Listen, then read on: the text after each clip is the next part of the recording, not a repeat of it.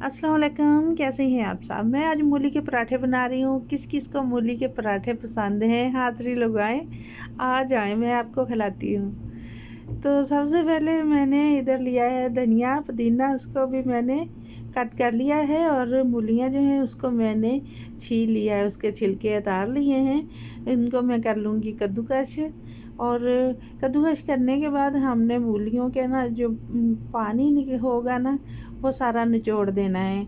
वो लाज़मी है, उसका पानी निचोड़ना लाज़मी है, नहीं तो पराठे जो हैं आपके नहीं बनेंगे, टूट जाएंगे। ठीक हो गया। तो इसको मैं एक बाउल में डाल लिया है। उसके बाद कट किया हुआ धनिया, कट किया हुआ पुदीना डाल के मिक्स कर रही हूँ। इसके बाद इसमें मैं डाल रही हूँ साल्ट, नमक डाल दिया मैंने आधा टेबल स्पून, और गरम मसाला, धनिया, अजवाइन, इसके बाद काली मिर्च, दरदरा कुटी हुई मिर्च, और लाल मिर्च, हल्दी, और इसमें मैं डालूँगी कसूरी मेथी 1 टेबल स्पून।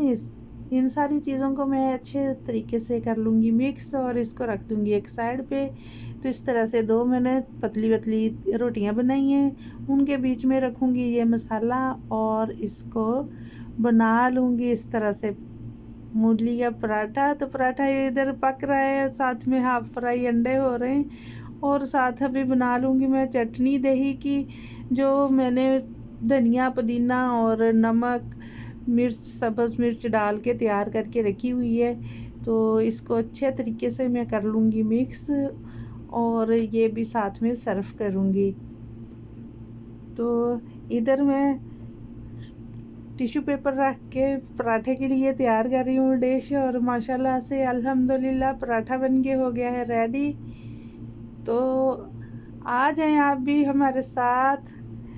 तो कैसा लगा मूली का पराठा, झटपट ही तैयार हो जाता है, कोई टाइम नहीं लगता इसमें, और मज़े का इतना होता है कि बस खाते खाते पेट भर जाता है, लेकिन नीयत नहीं भरती। तो किस किस को पसंद है लाजमी कमेंट में बताइएगा।